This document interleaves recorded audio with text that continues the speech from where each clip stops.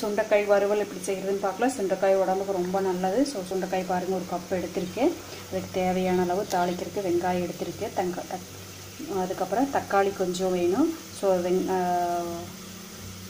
தேங்காய் பூ வேணும், கொத்தமல்லி தழை, கருகாப்பிலை தழை, கொஞ்சம் புளிக்கரைசல் வேணும். இதெல்லாம் எடுத்து வச்சுட்டு இதை நம்ம என்ன பண்ணுறோம், நல்லா தட்டி விதை ஒரு அளவுக்கு போகிற அளவுக்கு நம்ம அதை சுத்தம் பண்ணி எடுத்துக்கணும். ஓகேங்களா?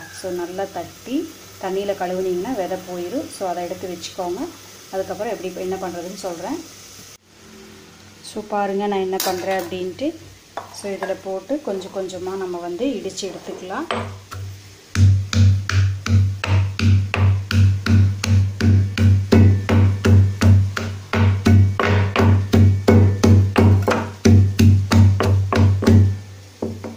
ஓகேங்களா?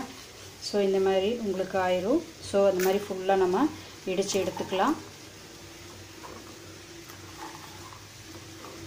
கொஞ்சம் கொஞ்சமாக போடுங்க. போட்டு இடித்து எடுத்துட்டு நல்லா அலாசிக்கோங்க. பாருங்கள் ஃப்ரெண்ட்ஸ், இந்த அளவுக்கு நல்லா உங்களுக்கு தட்டி எடுத்து வச்சுக்கோங்க. ஒரு 3 தடவை கழுவுனாலே உங்களுக்கு எல்லாம் போயிடுது. ஓகேங்களா? விதை இருந்தாலும் பரவாயில்ல, கசக்காது உங்களுக்கு.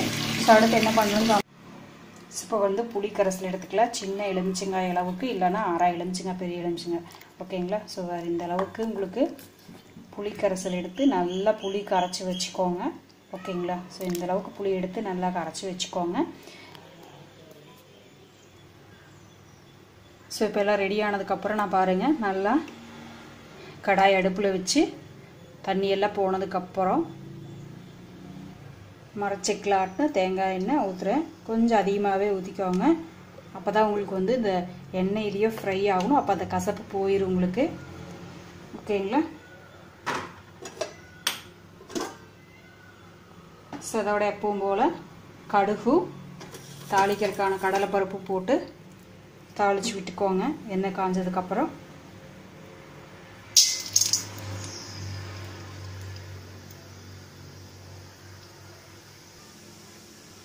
பாருங்கள், நல்லா இதாகிடுச்சு, காஞ்சிருச்சு. இப்போ வெங்காயம் போடலாம்.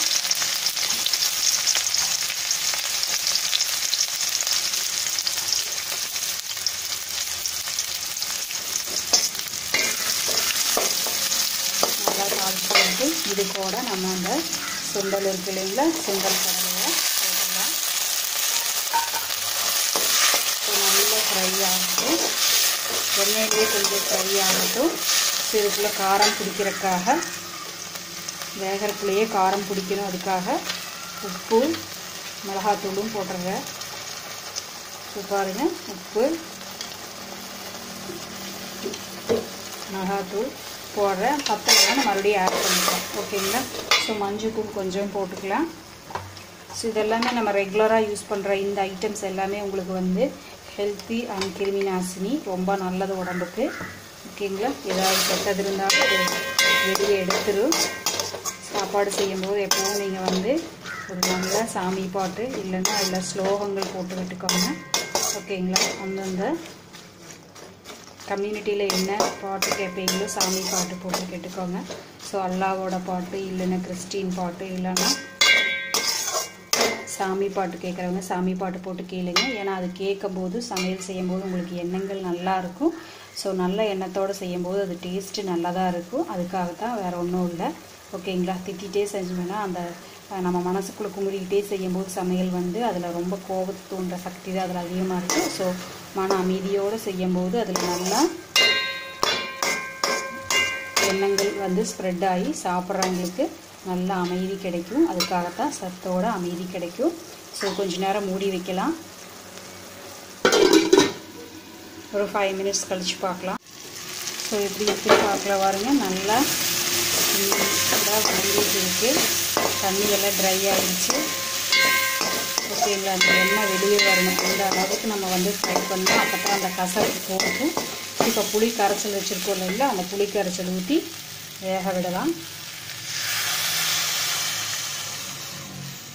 ஓகேங்களா? புளி கரைச்சலோடு வேகும்போது அந்த கசப்பு தன்மை போயிடும் நம்மளுக்கு. இதோட கொத்தமல்லி தழை, கருகாப்பிலை தலையெல்லாம் ஆட் பண்ணிக்கலாம். கொஞ்சம் வேகட்டும். மூடி வச்சிடலாம். இப்போ ஸோ பாருங்கள் நல்லா வந்துருச்சு. இப்போ சாப்பிட்டு பாருங்கள், உப்பு காரம் பத்தலைன்னா போட்டுக்கோங்க. ஸோ சாப்பிட்டு பார்த்து இன்னும் வேகலாம் அப்படின்னு தெரிஞ்சு கொஞ்சம் தண்ணி ஊற்றி வேக வச்சுக்கோங்க. ஓகேங்களா? ஸோ உப்பு காரம் வேணும்னா ஆட் பண்ணிக்கோங்க. இதுக்கப்புறம் கொத்தமல்லி தலையும் கருவேப்பிலையும் தேங்காய் பூ போட்டுடலாம்.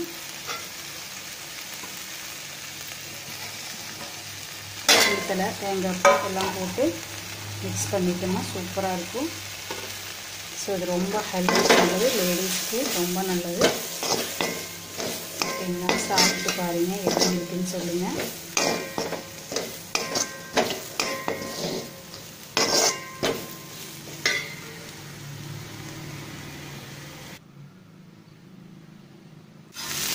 ஸோ வந்துட்டு இருக்கும்போது அந்த அரை தக்காளி அடித்து வச்சுருக்கோம் இல்லைங்களா, ஒரு அரை தக்காளி அடித்து அதை சேர்த்துக்கோங்க. அது நல்லா பாயில் ஆகி முடிச்சதுக்கப்புறம்